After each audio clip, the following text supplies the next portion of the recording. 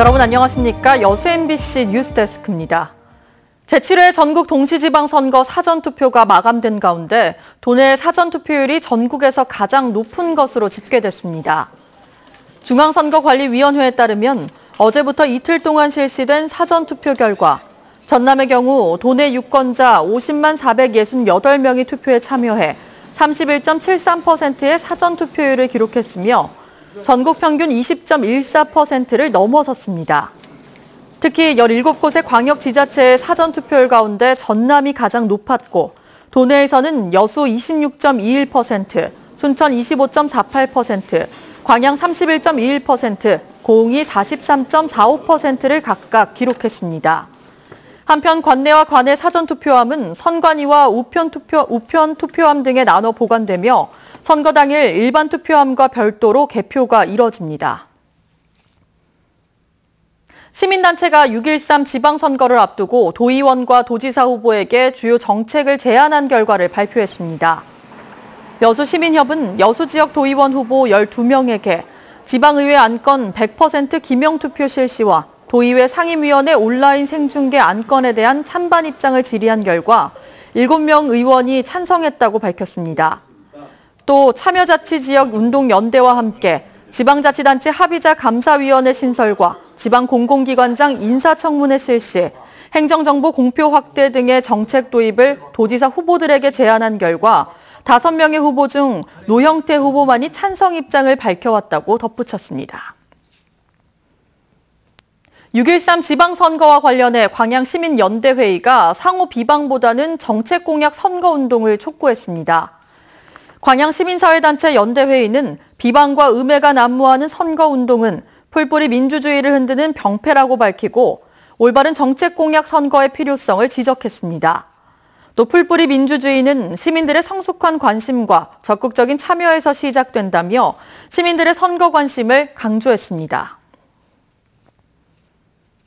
지방선거를 앞두고 적발된 선거법 위반 사례가 200건을 넘어선 것으로 조사됐습니다.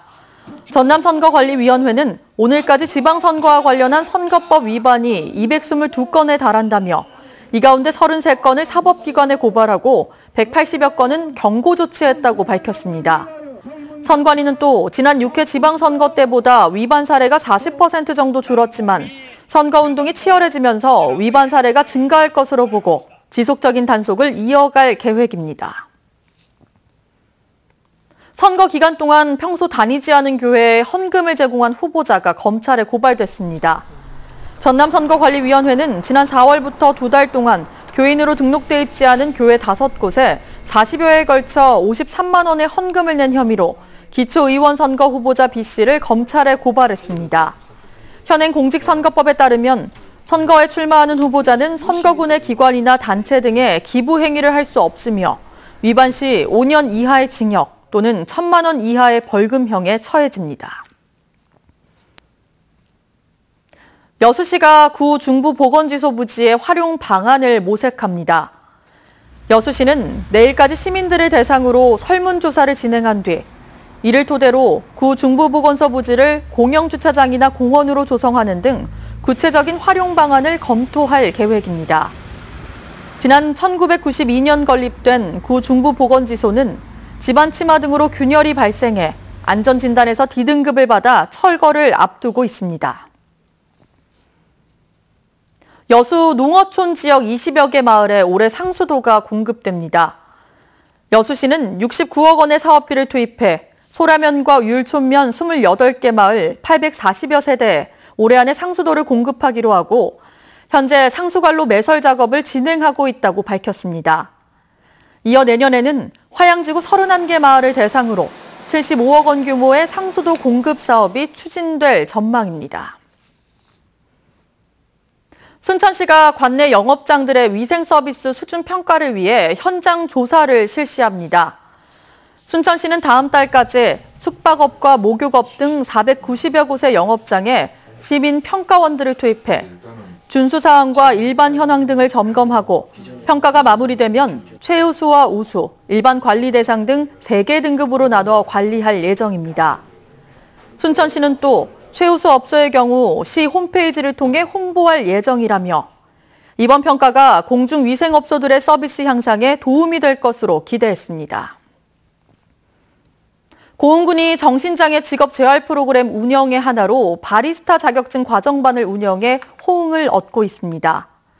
고흥군 보건소는 관내 달콤 슈가 커피 교육장에서 25차례 교육 과정을 통해 커피의 역사와 가공 등의 이론은 물론 커피 만들기 실습 등의 실기 교육을 진행하고 있습니다.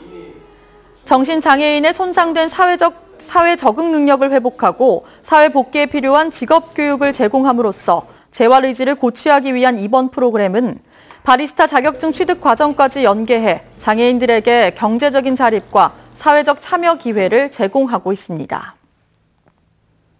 광양시가 햇살 뷰티웨어 일자리 지원단 운영을 강화합니다. 광양시는 여성 청년 지역 유출을 감소시키고 20대 취약계층 여성의 취업 기회를 확대하기 위해 햇살 뷰티웨어 일자리 지원단 운영을 강화합니다.